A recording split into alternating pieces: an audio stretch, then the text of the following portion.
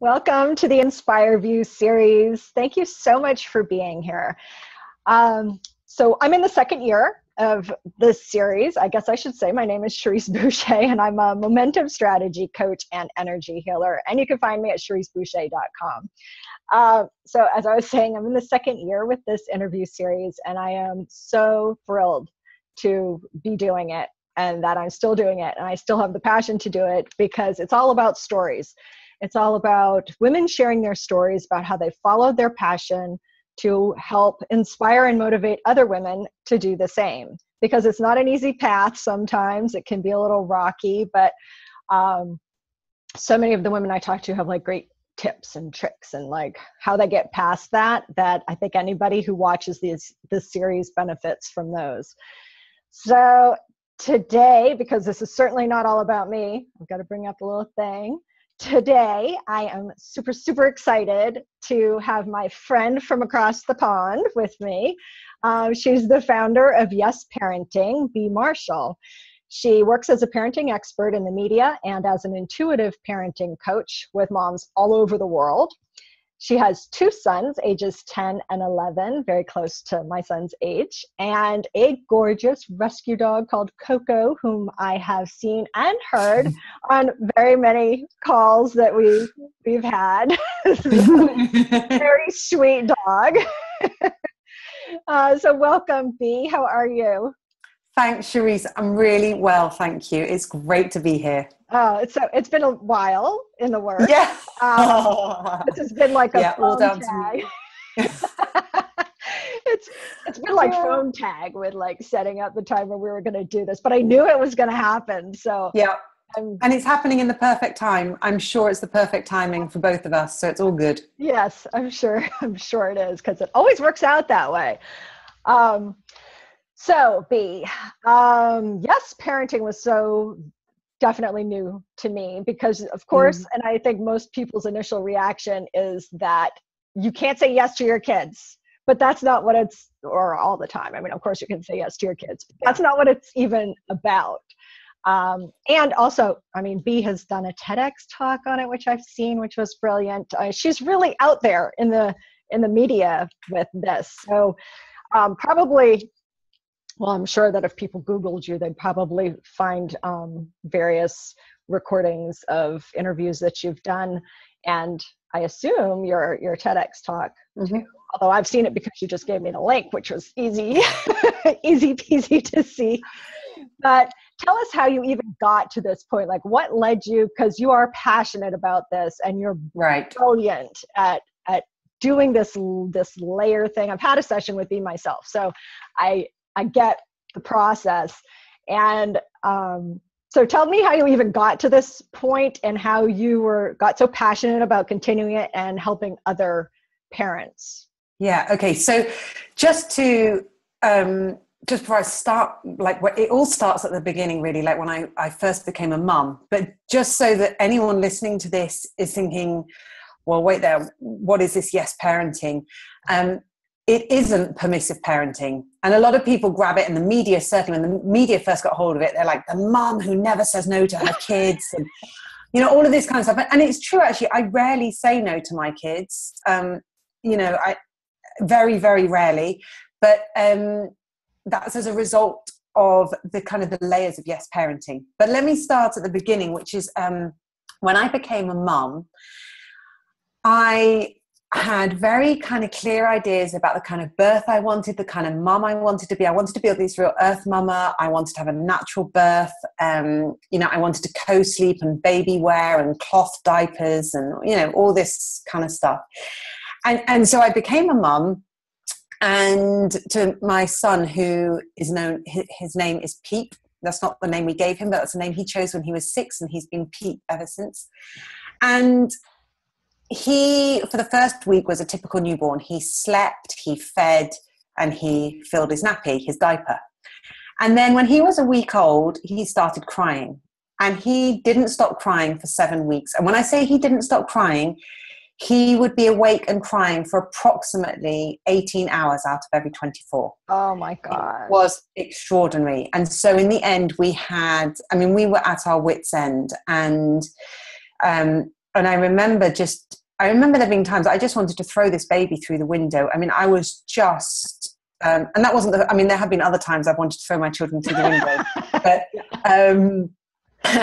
but I just had this tiny, beautiful baby that I was, just in love with. And yet he just wouldn't stop crying. And so I'm a new mom. I'm just doubting everything about myself. When he was 4 weeks old, he had an ulcerated anus, and then his skin from there continued to worsen. No one knew what was going on. And we had to have a rota in the end with friends who would take him out in a sling or in a pushchair for an hour or 2 hours just so that we could have a break. It was exhausting. And the thing about that, when you're having a hard time with a baby, and of course it's never perfect for anybody, is that everyone around you has their own advice. Right. So my mother had her advice. My mother-in-law had her advice. The health visitor, the midwife, the doctor, well-meaning friends, whether they had children or didn't have children. The old woman standing in the queue with you in the shop when your baby is screaming and she's there saying, oh, maybe he's cold. And it's like, fuck off. I kind of just, I really, I don't know if I'm allowed to swear in this interview, but I mean, I just, it was so hard. So basically, I just didn't know what to do. I kind of lost all of my footing, and I became very lacking confidence. I doubted everything. And when he was about 8 weeks old, I just kind of, for myself, I just thought, I don't even know what advice to follow. So I'm going to listen to my instinct. And my instinct was just to feed him offer him breast milk the minute he whimpered. And if that wasn't what he wanted, then I would see what else maybe he wanted. And literally, I don't know, within 2 days of doing that, I had this kind of much calmer baby. He wasn't a happy baby. He was a very uncomfortable baby. He was very distressed a lot of the time, but it was a significant difference. So we kind of carried on, and his skin was a massive issue. And actually, I don't really often talk about this when I talk about Yes Parenting, but it's coming up now, so I'm going to share it.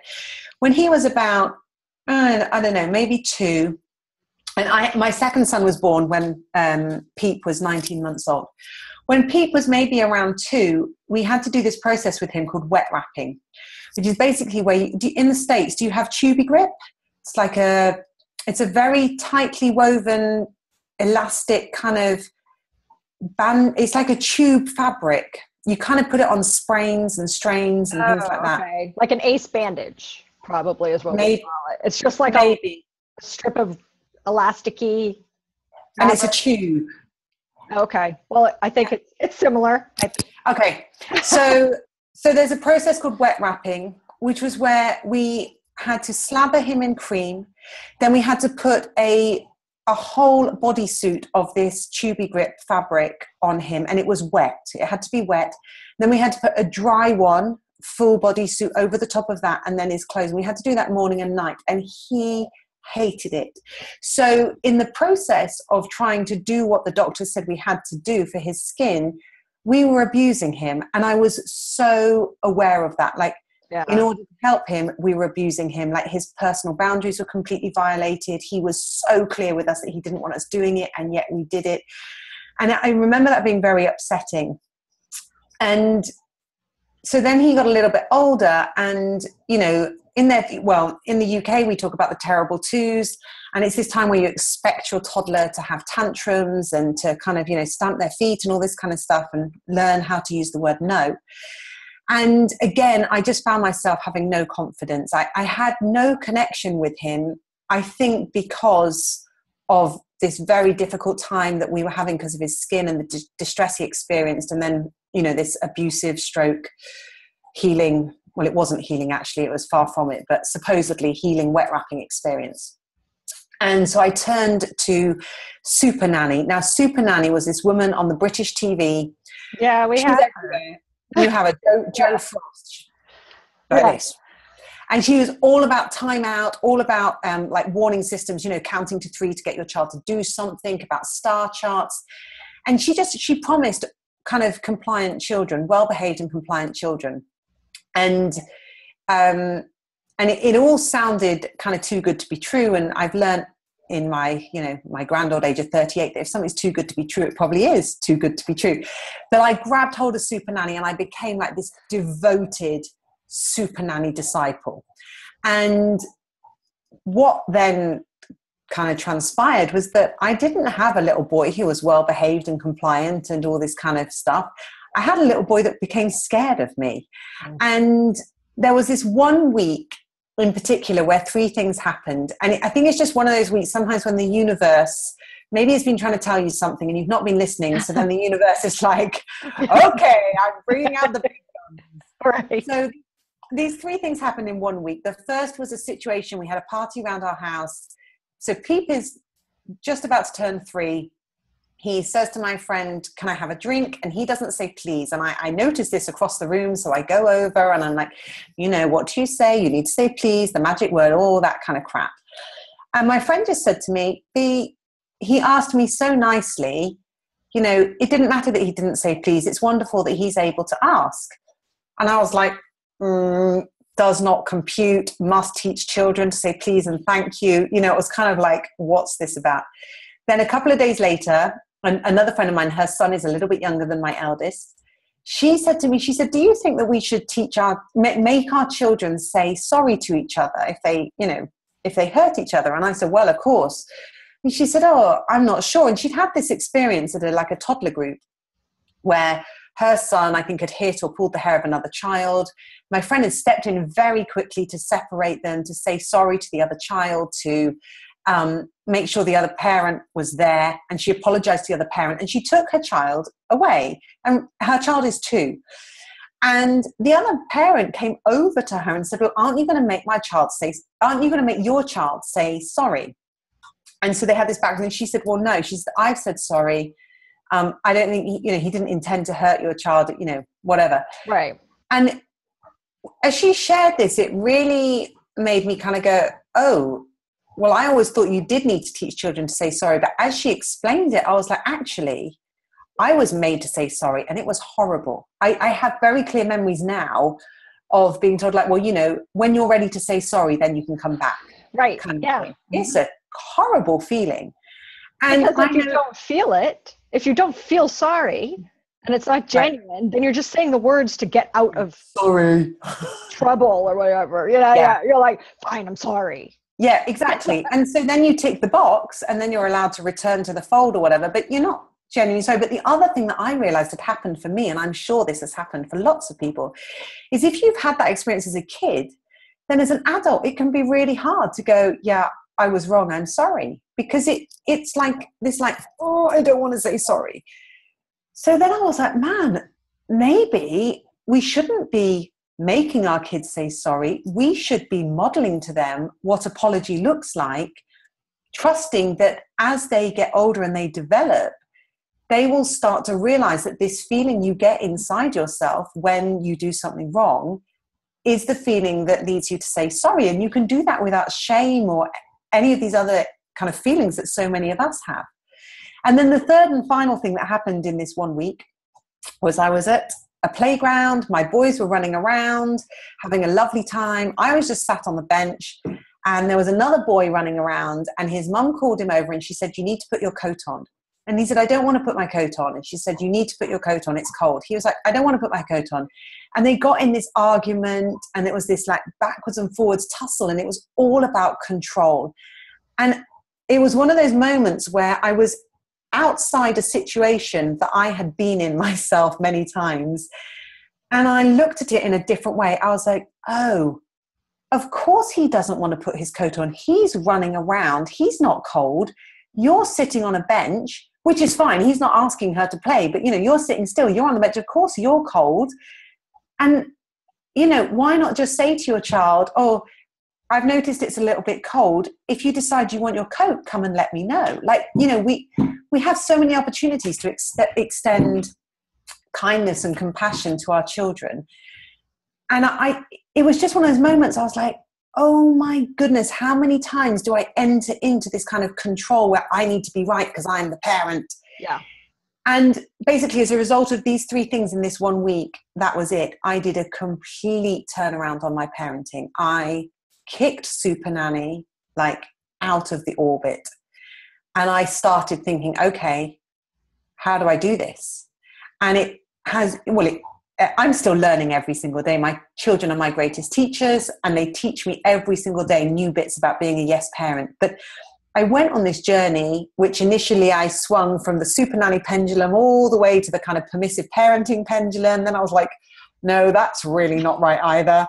And eventually I kind of found my way to this space that, I call yes parenting, and didn't really think much of it. It was working for me. That was great. It wasn't called yes parenting at this point. I was just getting on with things. And then I got a phone call at the beginning of 2014, from a journalist. And she'd interviewed me about something else a couple of years before. And she just said, "Bea, do you still parent in that different way?" And I was like, what different way? And she said, well, I just remember when I interviewed you, you were so different with your kids. And it was just nothing I'd ever seen before. And I just wondered if you still do that. And I said, well, yeah, I do. And she said, great, Closer magazine wants to talk to you. Well, Closer magazine is a magazine in the UK. It's like a glossy magazine that's got like real life stories, some celebrity gossip. It's the kind of thing that, they have in the checkout when you're, waiting to pay at the supermarket or something. So anyway, I did this interview, and the journalist for Closer magazine said, so how do you define or what's the name of this type of parenting? And I said, it doesn't really have a name. And she said, well, how would you define it? And I said, well, I say yes to my children. I say yes to who they are as unique individuals. I say yes to their needs. I say yes to their interests and their preferences. And then where possible, I say yes to their desires. And she said, what, like yes parenting? And I went, okay. Anyway, I didn't really think anything of it because you don't at the time, but this piece got published.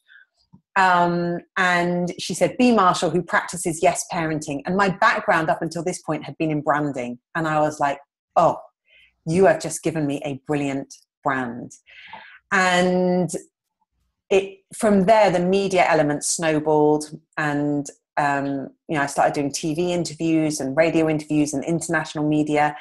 And what I realized was in every single interview, the person interviewing me was always trying to catch me out because they didn't fully understand yes parenting and they wanted the sensational aspect because that's what the media loves. Right. And what I noticed was it didn't matter what question they threw at me, I could give them a very articulate and well thought through response.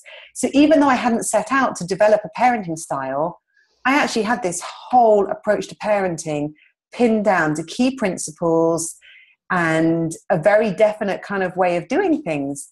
And so from that point on, that's what I've done. And the more mum, I work with mums primarily, the more mums that I work with and the more transformation they experience, whether that's around one specific situation in one session or whether they work with me over a series of weeks, dealing with the deeper stuff that's impacting their relationship with their kids, the transformation is extraordinary. And the great thing about yes parenting is it's not a kind of like one size fits all.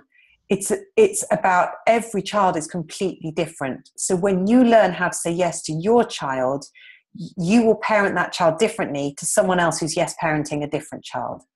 And I've realized that I have this incredible gift and this incredible skill to help parents not only understand who they are as a mum, but to understand who their child is. And so why their child might be behaving in a certain way, why there might be some kind of disconnect, whatever the issue is. And I love it. I really love it. And, now my boys are 10 and 11 and, people compliment me left, right and center on them. And, I know I'm doing something right. I think that's fantastic and unique in that it's not it kind of ends up being that way, but it's not like a one size fits all system. It's right. Not like the super nanny. Like they do this, you do this, you do this. Mm-hmm. This is the consequences, like a literal system that it's customized for each parent and child and how like you said, each child is different. They're very different. If you have more than one, they're very different. Yeah, um, chalk and and cheese. everything about them. And like my son is very similar to me, and like I don't want to think he is sometimes. But then I also know when people tell me, or suggest, those well-meaning people who suggest how to handle something with him, and I'm like, he's very much the way I am, and if that was the approach somebody took with me, I would just want to rebel against it. So I think it's great that, and the way you communicate and talk with moms primarily, that you kind of dig in there and figure out how they are. And then with me, you actually pointed out how he and I were similar that I hadn't really thought of before. Yeah. Yeah. And it's very interesting as well, just to go back to what you were saying about, it's not a one size fits all, because when I started to look at these kind of one size fits all approaches, I realized that so much of conventional parenting is based on fear and control. So parents perceiving that they need to have an element of control over their children in order to have authority. Yes, parenting would say that you can have authority by having control and power with your children.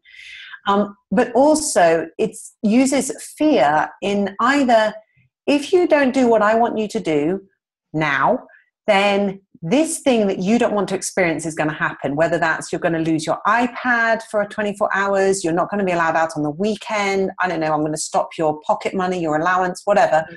Or it's the fear that you won't get something nice. So star charts, for example, and well, let's not call them bribes, because that's not what parents like to call them, but rewards. They work on the basis of, if you do these things I really want you to do, then you'll get this really nice thing. So the child has this I'm not going to get that unless I do these things. But both those fear of an experience you don't want and fear that you're not going to get the experience you do want, they are extrinsic motivators. They're like carrots dangling. Right. And actually, we know that what makes a successful adult in the society that we're part of, this Western culture, is that you need to be motivated from the inside if you're going to be kind of successful in the society you're part of. Not necessarily financially successful, but if you're going to have any chance of pursuing your passions or having a healthy relationship or getting the job you want, sticking in a job, doing all that kind of stuff, right, you have to be motivated from the inside, because we know from research that there's only so much external motivation that actually will motivate someone. right. It cuts to a point where they don't care anymore. So when we raise our children with these kind of conventional methods that rely on either consequences or rewards, we're actually setting them up to respond to external motivation rather than raising them to have this strong internal motivation. And that's where yes parenting is so different, because yes parenting is all about this kind of what's going on the inside of both the parent and the child. And that's a very how long, because that's not how I was raised. Right. I'm sure that's not how you were raised. No. So people around our age and older were probably not, and then there's the whole other, like you said, the very passive parenting who just say let their children run wild and do whatever the hell that they want.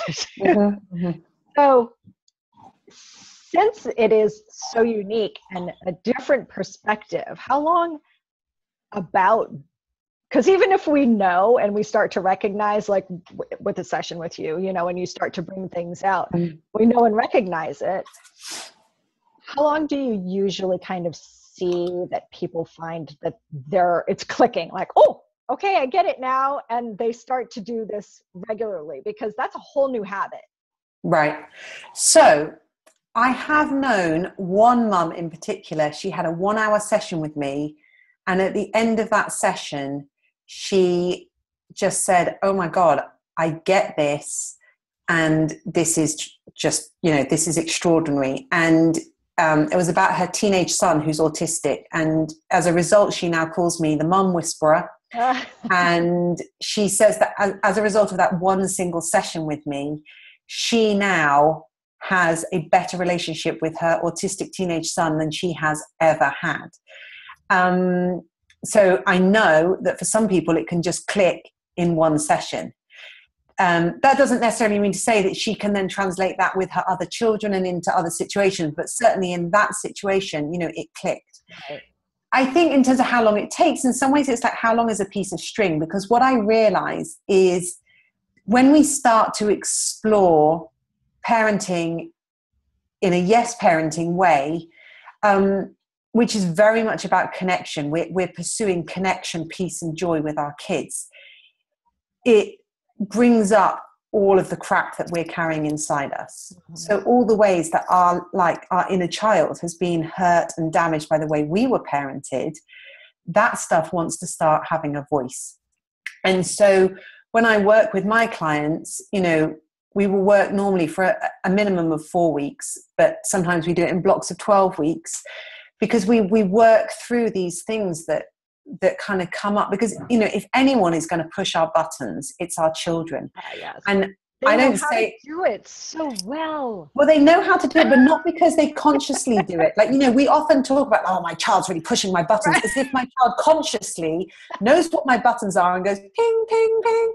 They have no idea, but they're like, they're these beautiful souls that come into our existence because they have this, they have everything that we need them to have to draw us forward in our kind of own personal evolution and our own personal growth. Mm. And of course, we can choose whether we want to go on that journey or not. But when our children start to push our buttons, what I like to say is like, what's the gift that your child is giving you in this situation? Because you can then shift your perspective. And I know earlier we were chatting about something before we started recording, and I said to you, it wasn't even to do with parenting, but I was like, well, what's the gift in this situation? And so much of yes parenting can actually be translated into non-parenting situations, into kind of romantic relationships or the work environment, or all sorts of things. So, but I have 2 Facebook groups, and, I kind of talk a lot about yes parenting in those, and I help mums really kind of get the kind of foundational principles in place in whatever time it takes for them. And I think that how long it takes depends on how willing you are to come face to face with what's going on inside you. I think that is the biggest challenge, because for me, I was a massive control freak. As a little girl, I was very vocal and opinionated, very intuitive, huge energy. And all of that was squashed because that wasn't how I was meant to be. I was meant to be well behaved and polite and not to answer back. And, and times change. And my parents, what they knew was their best. And so they did their best. But of course, that ultimately led to me being this incredible kind of like control freak, because I was controlled. So I had this huge need to control and to have power. So I had to really face my own kind of control and power stuff. I realized that I had huge amounts of rage, kind of like this monster that lived in my belly somewhere. And every now and then this rage would just surge out of my mouth, like some kind of Loch Ness monster. I don't know if you guys know about the Loch Ness monster, but this kind of beast. And it would be like an outer body experience. This rage would be pouring out at whoever was around me, which unfortunately was often my children. And I would be watching thinking, fucking shut up. What are you doing? And yet I couldn't stop it. And so, I had to go through this journey of bringing healing within myself in order to move forward with my kids. And I was really willing to go on that journey. And it's been hard at times, but it's been one of the most amazing journeys I've ever done, because now, and for quite a while now, my kids can call me out on stuff And that's just fine. I'm like, wow, you're absolutely right. I was totally wrong. Thank you. Whereas for so many parents, you know, if their 8, 9, 10-year-old calls them out on something, you know, they're like, don't you dare talk to me like that, or, you know, whatever. But I'm like, oh, I'm so glad you pointed that out to me. Thank you. You know, you're absolutely right. I'm really sorry. So, you know, it's the most extraordinary journey to go on. It's phenomenal. My daughter does that sometimes, you know, because I'm big into energy management on various levels. I mean, it's very parallel to what you're talking about, and also in that awareness, because that's where you can be proactive instead of reactive, and where you can shift the energy or your thoughts, you're aware of it. So yeah, my daughter has called me out on some things sometimes where I'm just like blah blah blah about whatever. I'm like, Mom, just how does that making you feel, you know, or something, or just release it, you know. I'm like, fuck you, and just releasing it. Yeah. Okay, but then I'm like, yeah, you're right. And it's an amazing experience, I think, to be able to connect with your children in that way, because then you're really journeying together. You know, it's not this kind of like somehow because we're the parent, we're above them. You know, it's like it's humans on a level with each other. You know, of course, developmentally and experientially, you know, we are like ahead of them. Right. But I also think that, you know, the children coming up now, you know, they are so much more connected to their experience of their existence before Earth. I think they bring so much of that with them, and yet we often don't recognize it. So my younger son, Joss, who's 10, you know, he talks about living in different worlds, and he has extraordinary, like, kind of like memories where he talks about choosing me as his mom, and just it's phenomenal. And I've always just gone with it. You know, whether it is imagination or whether it's actual kind of recollection of previous experiences, it doesn't bother me. Right. I've really just kind of gone with it. But I do know that a lot of parents, they get really worried about, like, you know, this kind of vivid imagination their child has, or the fact their child is telling lies. And I'm like, you know, this is your child's experience. This is their reality. Like, say yes to who they are, you know, like it doesn't matter if they're telling you that, you know, I don't know, like one of his things is every night he goes up to Venus and Neptune, where he's the son of the king and queen, and he works with the scientists to develop the most extraordinary infrastructure. And the reason that he's on Earth is so that he can learn from humans, because there are so many areas of technology where we're advanced. And then he takes this knowledge back to the scientists on Venus and Neptune and shares it with them. And then because their technology is so much more advanced than us in other areas, they can then recreate what's going on Earth, you know.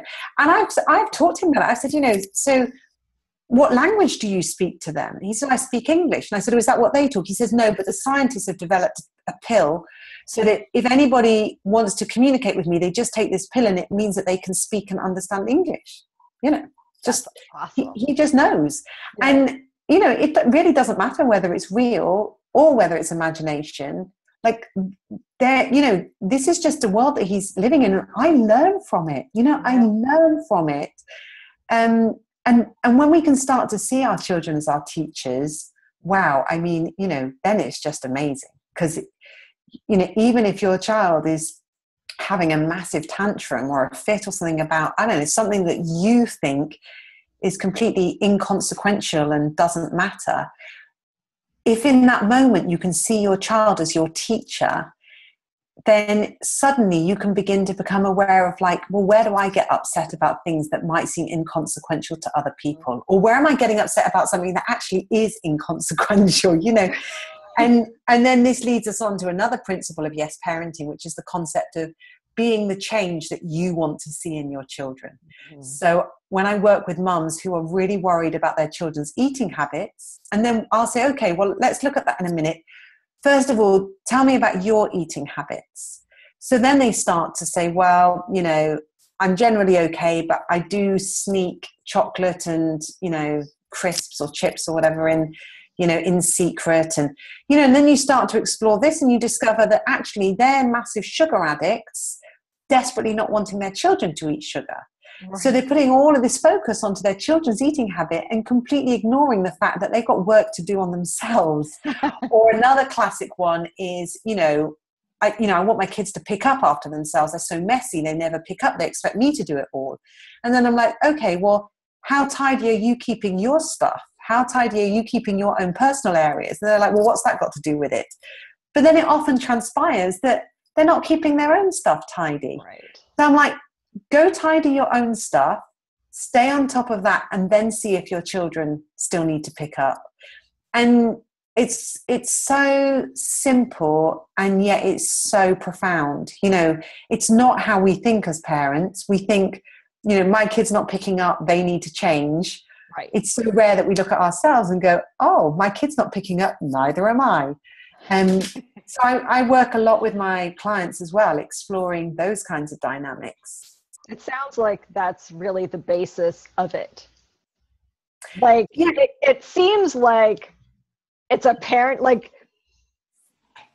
they come to you with a parenting issue, mm-hmm. but it ends up really being within themselves. Yeah. That the problem or that the issue or something that needs to be resolved actually lies within them, not so much in their child. Yeah, absolutely. And our children are just these wonderful mirrors that just show up exactly what's going on. And I think that's why, the clients who get the best results with me are the ones who are open to seeing that mirror. They're open to it rather than resisting saying, yes, but, yes, but, yes, but, Yeah. And the ones that are willing to explore that are the ones that experience the fastest transformation, and I can see that. Yeah. And the other thing as well about yes parenting that I think is important to share within this interview is that the first person that you have to say yes to when you're a parent is yourself. Because the only way that you can say yes to your child's needs, their interests, their preferences, their desires, is if you first have the resources within you to do that. If you go on an aeroplane, they do the safety briefing and they will tell you that you put on your own oxygen mask first before you help other people, even children. Like you put on your own oxygen mask and then you help children. And it's the same with life jackets, and we have to first look after ourselves, because if we don't, our resources will run out really quickly and then we can't look after anybody. And then we're either irritable, exhausted and snappy, or, we start neglecting certain things, or, we just say no all the time. And so the first person that we need to say yes to is ourselves. And it's interesting when I start talking to parents about this, and when we talk about this in my Facebook groups, is when you say to a mom, well, what are your needs? What are your primary needs that you need to ensure that you're meeting? They often don't know. Yeah. They often, obviously, well, they're not even always eating well, actually, to be honest, because a lot of mums seem to forget to eat half the time, Or what you do. I know that I did this a lot when my children were younger. You just eat what they didn't eat. Right. Yeah. Yeah. So your meal is actually just whatever they left behind. Mm-hmm. Mm-hmm. So, you've even got the basic needs of food and water and sleep that, a mum might not be saying yes to as much as she needs to. But then there are all the other needs that we all have, but we all have to different levels. So the need for attention, for comfort, for physical affection, for sorry, my brain's just got, if I said connection already, the needs for joy, the need to be heard, the need for safety. There are so many needs that we all have, mm-hmm. but we all have them to different degrees. And one of the things that I've learned over time is that most of us have a base need, like one need that is kind of more important than any other. And this is another thing as well, that this moves out of parenting into like the yes approach. So the principles of yes parenting can be used in any area of our life. So my base need is generally order. I know that I need order in my mind, in my space, order is important to me. And what's interesting is I'll often live in a cluttered environment because I don't want to just shove things away. Like, things have to go back in the right place. Right. I know that order is important to me. When you can know your base need, then you can go, okay, that's the need that I need to pay attention to. But also you can start to identify your children's base needs. So my youngest son, his base need is fairness. And my eldest son, his base need is safety. If ever they fall out, I can generally get to the bottom of it by finding out, was something feeling unfair for Joss, and was Pete feeling unsafe? And that's nearly always the root of any conflict that they experience. That's really interesting. Yeah, and that's Did an you amazing. just ask them, like, No, or you just kind of figured it out because you're their mom and you pay attention? I think a huge amount of getting started with yes parenting is taking time to observe your children, to listen to them, just to really notice them in a way that you probably haven't given time to before. You know, we give a lot of time and energy to trying to teach our kids good manners and to tell them off and to, you know, be consistent with consequences. You know, take that energy and the time you spend doing all of that and start spending time really paying attention to your children. So I noticed with Joss that his language would regularly be like, but it's not fair. It's not fair. So I was like, wow, fairness is really important to him. And what I learned as well very quickly is fairness doesn't mean equality. Things don't have to be the same to be fair. A lot of parents think, well, they each need to have 1 hour on the computer for it to be fair. But actually, one of the children might only want 30 minutes, but the other child might actually want an hour and a half. Well, if both the kids are happy, then it's fair. You know, it's like, it doesn't matter that it's not the same. And then with Pete, I just noticed that he would get very upset very quickly if the physical kind of energy of any situation like upped the ante, or if Joss was kind of threatening in any way, like, you know, I'll ping this rubber band at you, or like, I don't know, I'm going to jump on you on the settee on the couch, or, you know, whatever. So just through observing and listening, I just kind of worked it out. And then I just asked the question. I just would say, oh, you know, is something about this not feeling fair to you? Or, you know, were you feeling unsafe? And then your kids will tell you, you know, they'll be like, no, I felt fine, you know, or they'll be like, it was fair, but I didn't like the way he spoke to me, or, you know, whatever. And then, of course, needs start to change as they get older. Both my boys are starting to, you know, really need more privacy. You know, it's like a, you know, we're definitely going through phases of that. So, you know, privacy is not important to me at all when it's to do with, you know, bathrooms and getting changed and things like that. But, you know, for them, they're at different phases with it. But, you know, at first it was just privacy for themselves. Now they choose to give me privacy because that's their own privacy. You know, it's very interesting, but I'm very much kind of like, I can say yes to them whilst also saying yes to my own desire to be able to be free in my own home with, you know, being naked or whatever, you know. Yeah. So, and I think I love how you say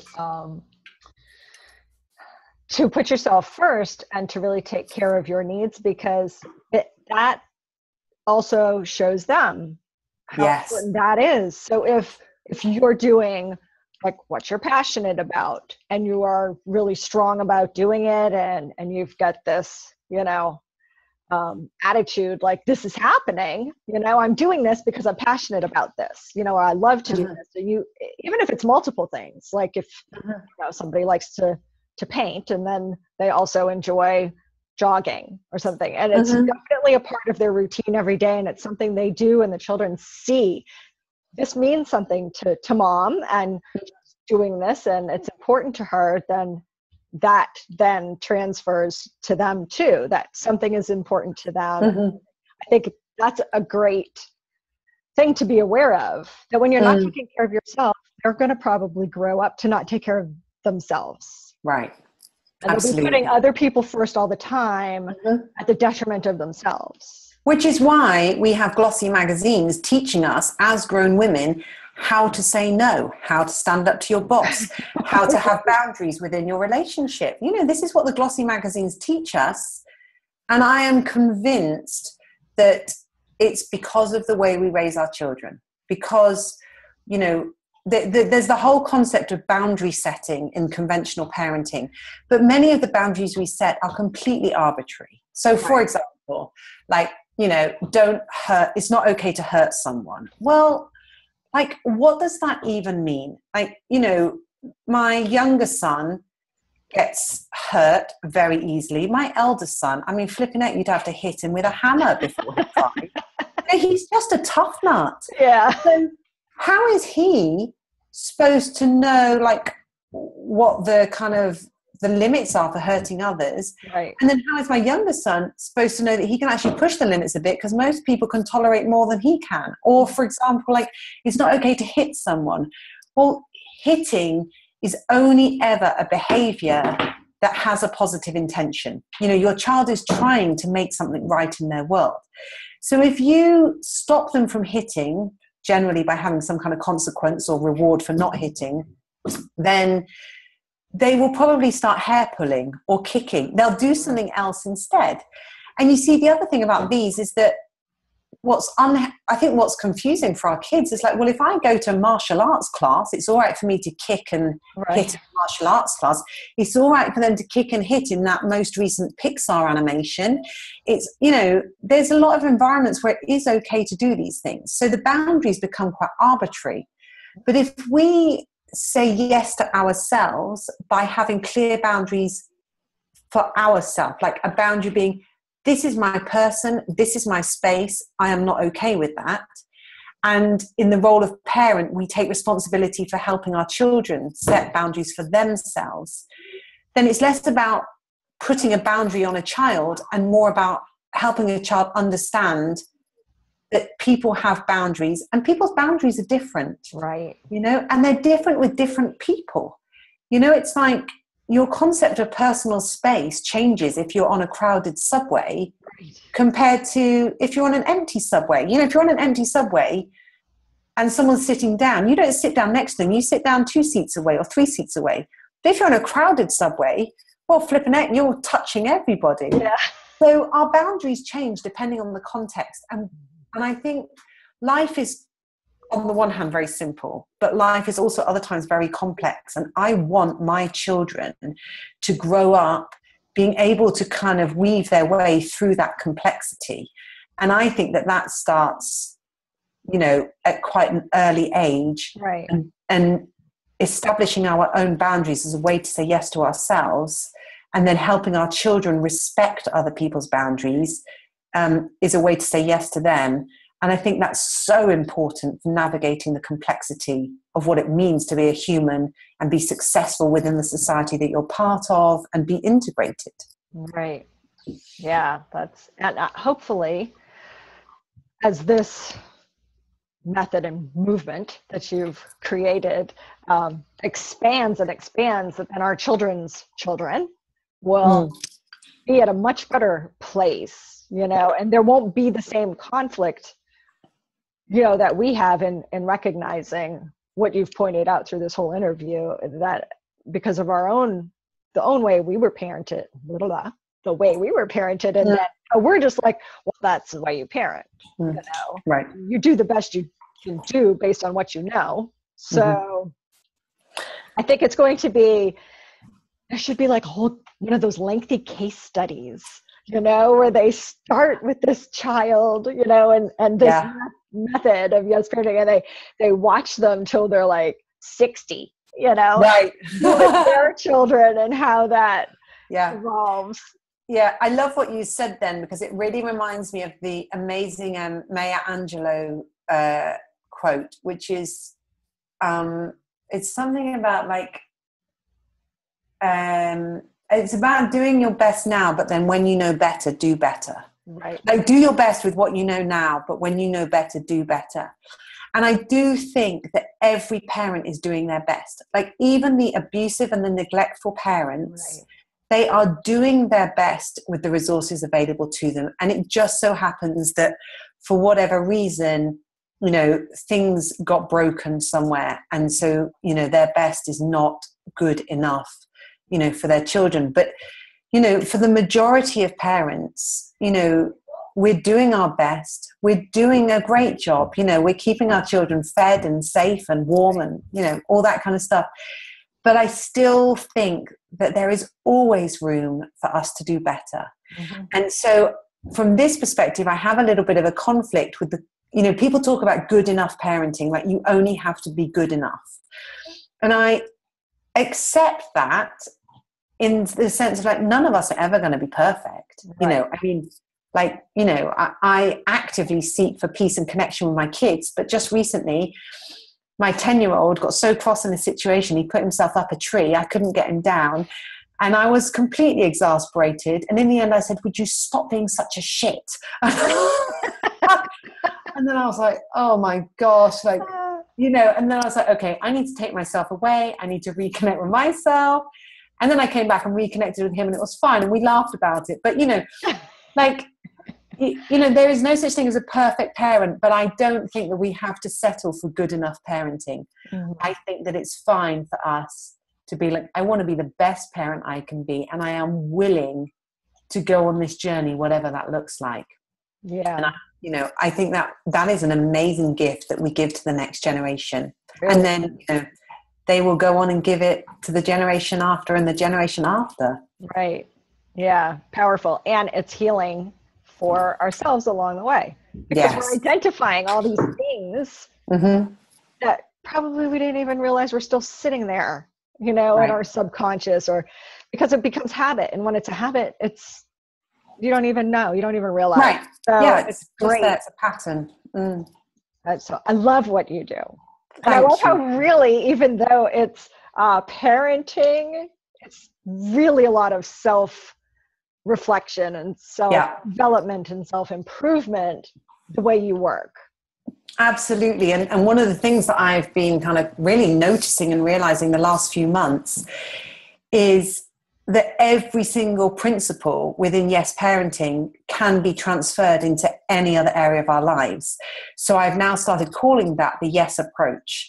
And with that has come several clients who have come to me and said, you know, I know you're a parenting coach, but I've got this issue and it's got nothing to do with parenting. And some of these are parents, but some of these are not, you know, they're not parents. And I've said, oh, you know, I'd love to help you. And so using the Yes approach, and I work with EFT, emotional freedom technique as well. And I work with some other kind of like energy and like NLP type techniques. So I kind of do this kind of hybrid. But working with that hybrid and the Yes approach, you know, I've done life coaching with these clients with the most phenomenal results. And what I know about it is that whether that person is a parent or not, you know, those results are changing that person for the future. They're changing themselves. So one guy is a 24-year-old man who's lived with very severe depression since he was 16, which now he's come out of enough to actually kind of decide he wants to do something. In like, he's just organized this incredible like walk, that it's an epic walk that he's doing to raise money for mental health charities. Another woman who has the most extraordinary musical singing talent, but is living a small life because she's scared of her big dream. She is now, as a result of doing life coaching with me, she is now recording in a studio. She's been invited to sing and record at Abbey Lane, which was Abbey Road, which was famous for the Beatles, for another band that are performing at Glastonbury this year. Wow. She's started playing gigs, you know, and she has said to me, this is purely as a result of coaching with you. And she's also said that the other thing that has happened, it's kind of been a byline, we've touched on it occasionally, but it's not been the big thing, is her desire to have a romantic relationship. And she said she's closer to that now than she ever has been because of the coaching. Another woman who for 20 years has been going to slimming clubs and getting more and more overweight every year, ever since her mum commented on the size of her tummy when she was 16 and took her to her first slimming club. And we've been working together, and I remember one day she rang me and she just said, I've just had the most extraordinary experience. When I go to the supermarket, I do the shopping and I normally buy junk, which I then eat in the car park, on the drive home, and outside the house before I go in. I just got home and I realized I didn't do it. She said it wasn't even conscious. I just didn't do it. And she's now losing weight without dieting, just because of the changes that have happened through working with me. Just, absolutely phenomenal stuff. I worked with another woman recently who was petrified about going back to her old university reunion. It was kind of like, I think, 20 years on or 30 years on. And, we worked together on it, and she went and she had an amazing time, and so that work with, the life coaching clients, bringing the yes approach in with this kind of energy coaching hybrid way that I work, it's wonderful. I really love it. That's awesome. Those are like awesome results for people. Yeah. I mean, that's really life-changing, because anybody who's experienced anything similar to what you're saying your clients go through can really relate to how fantastic and freeing would be to move beyond that and to break out of it. And that's just incredible. And then because it's such a ripple effect, because then they've got a brilliant story that they share with somebody else, and then that improves their life, and so on and so on. And it just keeps getting bigger. Well, in fact, the client, who's the very talented musician, people keep saying to her, like, God, what's so different about you? You're just so different. And then she starts telling them about the work she's done with me. And then that person starts telling them what's going on with her. And she says she just remembers things I've said to her in the coaching environment, or she uses EFT tapping with them. And she just starts helping them like there and then, whether it's at a bar or a cafe or, And I was like, wow, is it amazing? It's so amazing to see this kind of this yes approach, going out and, not just helping parents and children, but helping anyone. Yeah. I love it. Gives me chills. Yeah. I love it. So I know we've been talking for a bit. I don't even know what time we started, but I want to definitely give you the opportunity to share whatever you would like to, as far as having people work with you or connect with you, where they can do that. Got things popping up on my computer. And then, of course, everything is on my website, CherriseBoucher.com, under the Inspire View Series tab. So links will be there. So that's easy to access Bea's contact information and whatever she'd like to share with you. So fire away. Okay, well, what I have got a very special offer that I would love to share with anybody listening to this, because I know that the audience of this, the Inspire View series, is not specifically mums. So this offer can be used by mums or by anybody at all. And it is to have a 45-minute coaching session with me, which is normally to the value of, let me just do the maths on the pounds. The pounds to dollars. Okay, it's normally probably about $125. This would normally be. I'm offering that to you for an investment of $50. So that's a 45-minute session, a life coaching session for $50. And, but if anyone watching this wants to find out about working with me just in general, or my Facebook groups and things like that, I'll make sure, all of that information is given to you so it can be on your website.